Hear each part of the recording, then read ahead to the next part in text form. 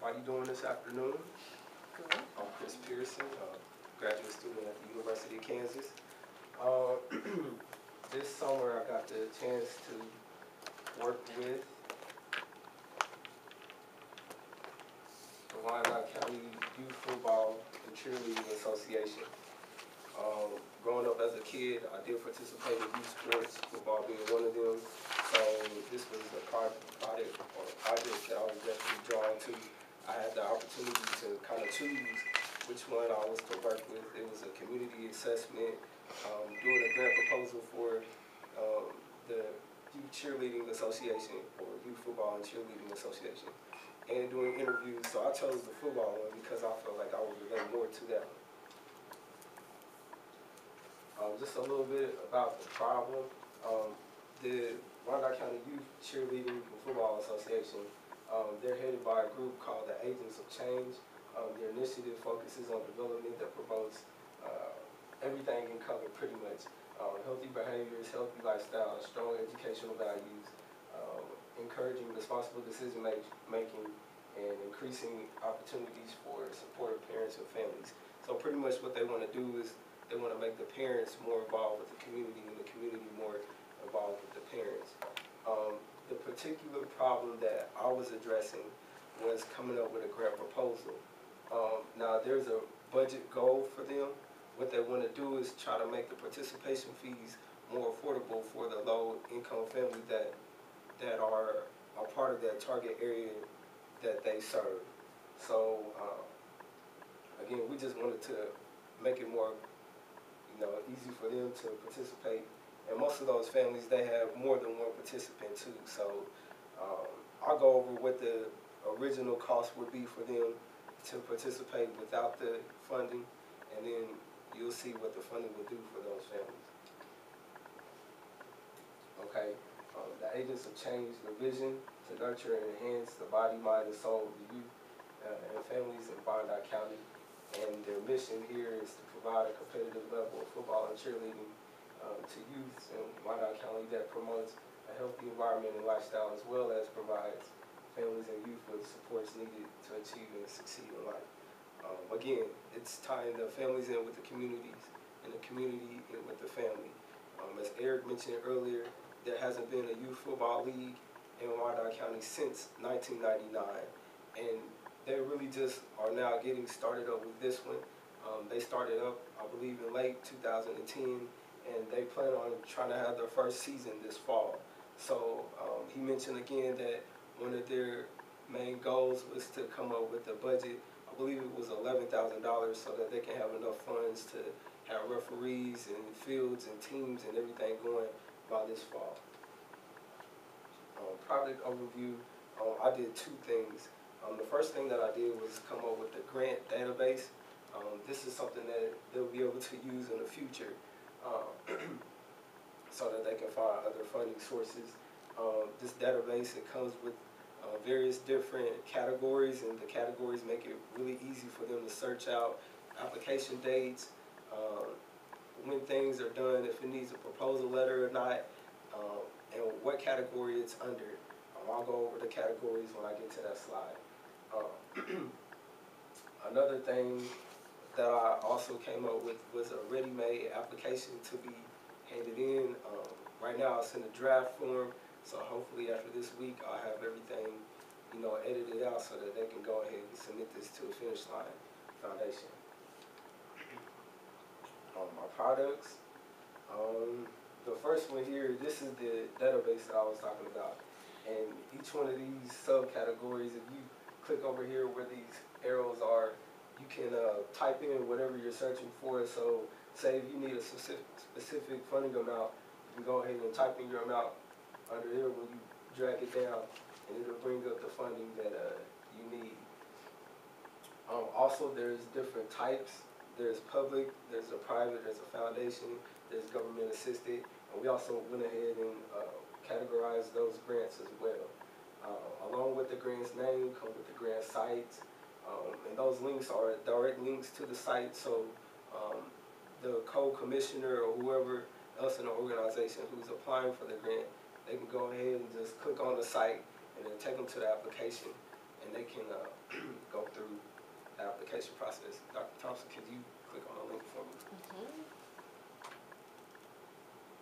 Yep. Oh, didn't work. Okay. Try Well, it.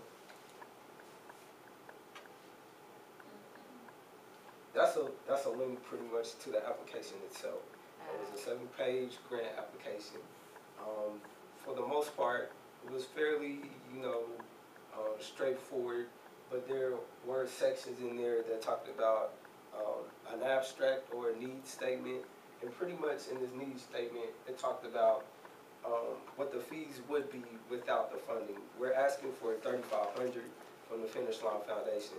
That $3,500, if we were to be awarded with it, it would cut down the cost, and it was basically covering like pads and equipment like that. It would cut that down from the originally $240 projection to the $140 projection, in which we want people to have, so that the families with more than one participant, they can afford that more so than 240. So that was our goal. Again, it's for the low income families. We feel like with the communities reaching out, to those families, if we want to be more effective in like our mentoring programs and our literacy programs, that the Agents of Change are supporting through the Football League, it's going to be really important that people can participate. The more participants, the more they're effective, and the more effective, the more the outcomes can show that this organization is actually putting in what they're saying they're putting in. Results and finding. The application, again, it'll be submitted to the Finish Line Foundation. If we're awarded, again, it'll reduce the cost by $100. And I mean, for football, that's a lot. If you don't even factor in the cleats, but the pads and the helmets, but you also have cleats, which is $100 themselves that can run that high. Mouthpieces, some kids like to get fancy and get like sleeves and socks and all of that stuff. All of those costs, they add up. And I mean, even if there is a family that can't afford it, that's still a lot of money. So again, we want to knock those prices down so that the kids can participate. They can encounter some of these intervention programs that are supported by the Agents of Change. Another thing, additional funding sources can be found. The Agents of Change, they're using the Youth Football League as a starting point for them to come up with other intervention programs. So they have a literacy program that they're coming out with. They have a nutrition program that they have parenting with it, and other programs like that. So in that grant database, it has every type of funding that they can get. That slide didn't show it that I showed you previously, but on some other roles, it has, whether or not if it's a health or fitness type grant, if it's an education type grant, if it's a literacy type grant. So again, that database will be able to help them out, more so in the future, so that they can get that funding for that. Future implications. This went by fast. Okay, I learned that drive and initiative to complete a process is most definitely needed, especially when there's deadlines to be met. I know last week I was facing, really not having a product at all, and I was going to have to start fresh from, whatever I had. But just really drive and hard work, really, it pays off. Working for an issue that you care about is a good motivator. I got the chance to speak with the co-commissioner, Mr. Robertson, and he really motivated me and inspired me to put my best foot forward in this, because I saw that he really cared about what they're trying to do in this community and how they're trying to affect the kids' lives. Community implications. Working on a community initiative helps connect you with the community that you may not be from.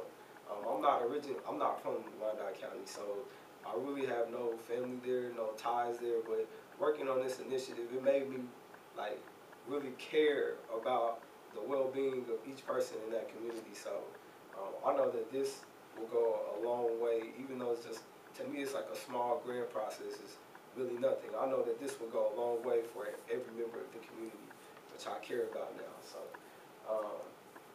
and it also makes the work more personal and valuable. So you don't mind, giving us some of your spare time just to complete it because you know what you're doing, it really matters, and it's really, gonna pay out in the end. Long-term goal, I learned how to write a grant and construct a database, and to me, that's huge because just talking to different business owners who are trying to get foundations and stuff together, and that's a lot of work. And for me to be able to say, well, I've done that and put that on my resume, kind of makes me shine in the midst of the other people who submit applications to them. So I'm very grateful for that opportunity. That's the end of my slideshow. I would like to thank Mr. Roberson. Oh, okay. He's not here. Dr. Watson Thompson, the KU Work Group, and the Wyandotte County Youth Football Cheerleading Association. That's their motto underneath: changing the community one soul, one life, one family at a time. They have a Facebook page. If you guys can Facebook, go ahead and add them. And yeah, that's pretty much it. Any questions? So, what did you find unexpected? What was unexpected that was challenging about this process? The fact that there aren't grants specifically for youth sports. I think that was the biggest hurdle to get over. We got lucky and found the Finish Line Foundation grant really at the end. Most of the grants, they're really towards education, health, fitness, but there were a few people who really did youth sports, and if they did do youth sports, you couldn't be religious affiliated, you couldn't have this, you couldn't have that. So at the end, we really got lucky with finding the Finish Line Foundation. I think that as they move forward in their program and they start establishing the literacy program, they'll find more opportunities for grant funding. But as of right now, just funding for youth sports, it is very tough, especially for football. Like I saw baseball, I saw soccer. America's not even really a soccer nation, but I saw more soccer grants than American football grants. So that's something that I found surprising. Okay. Other questions? Thank you. All right.